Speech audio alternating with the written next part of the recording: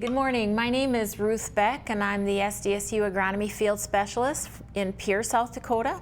And today I have with me Dwayne Beck, and he is the Research and Station Manager at the Dakota Lakes Research Farm near Pierre, South Dakota. We're going to talk about growing field peas and specifically about the harvest process.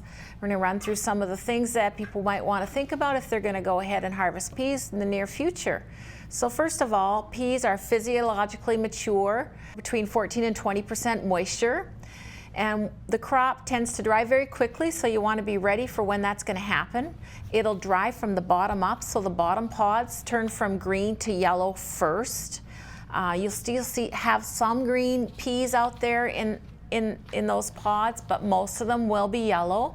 And one way to test if your peas are getting mature or dry enough to harvest is to take a fingernail and stick it in that seed, and then if there's any dent there, it's probably just not quite ready for harvest yet. The goal is to harvest peas when they're just a little bit moist in order to maintain quality on the peas. Everything in your whole approach should be to maintain this quality. They do dry well in aeration if you have aeration bins, and if you have just a few light green seeds in there and yellow peas, they will continue to turn color in the bins, so that process will go forward. Peas are normally straight cut. You wouldn't be swathing peas. If you do, they're very fluffy windrows and they blow away. People use either flex heads or draper heads. You do have to get down on the ground. We used to use straight heads with vine lifters and those kind of things, and that really isn't part of the program anymore. We used to also have some pickup heads that people would use to harvest peas. Draper heads and flex head can be equipped with either finger reels or finger air reels. And the auger type heads work better in fluffy peas because they tend not to feed well on a draper. Stripper heads have been used at times, especially when peas are very flat. We can use stripper heads, that works all right. Straight heads, like I said, in swathing and those kind of things really aren't used anymore. If you combine at the correct time, pea pods have little potential for shatter. If they get a bit too dry, you can harvest them in the morning when they're a bit tough. This past year, 2014, we had a lot of really tough peas, so that was a bit of an issue. If the crop is ripening unevenly, you can sometimes opt to go for desiccation or pre-harvest sprays of some sort, especially if you have weeds and the vines that are tough in a year like this year. And it will not really hasten the maturity of the peas. Weeds and green vines can increase earth tag. If it get too much wet stuff in there, you'll get juicy in the combine and you'll have dirt sticking to the seed. Before you do a desiccation, check with labels. Make sure you got a local label for whatever you're planning on using. And then I'd also encourage you to check with your buyer, whoever you anticipate buying them. You can't use something like glyphosate if they're going to use it for seed. That'll screw up the germ. And there's some markets that don't really want the glyphosate there, and that will translocate into the seed. Things like paraquat and sodium chlorate don't really translate through the pod.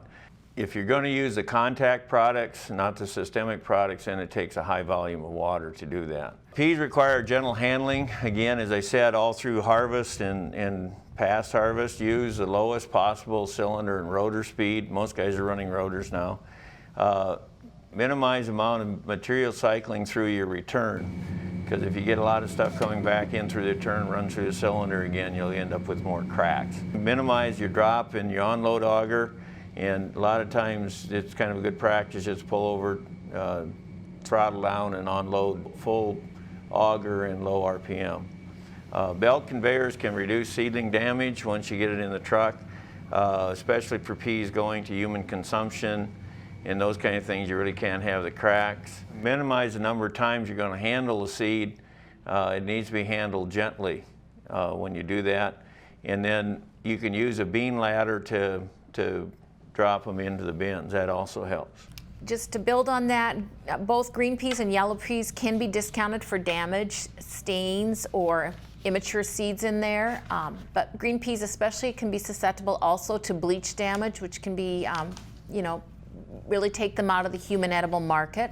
So extra care really needs to be taken when you're harvesting peas, especially if you want them for either the seed market or the human edible market. Peas can be stored at 16% moisture, but at that moisture they need to be aerated to a lower moisture so they can stay there for longer storage, and you need to continue to monitor and inspect your peas as you're storing them. There's a lot of different markets for peas. Livestock feed is a great market that we have a lot of right here in South Dakota. Seed has been a popular market for a lot of our traditional pea growers. And then human foods is a growing market, so they're sold as splits. They're sold whole into the human food market, and there is a product called fractionation, which is fairly new, but there's some of those plants around North Dakota, I believe, at this time. And the starch can be used to thicken soups, that type of thing. It's a gluten-free product, and so that gives it a kind of a plus in that area.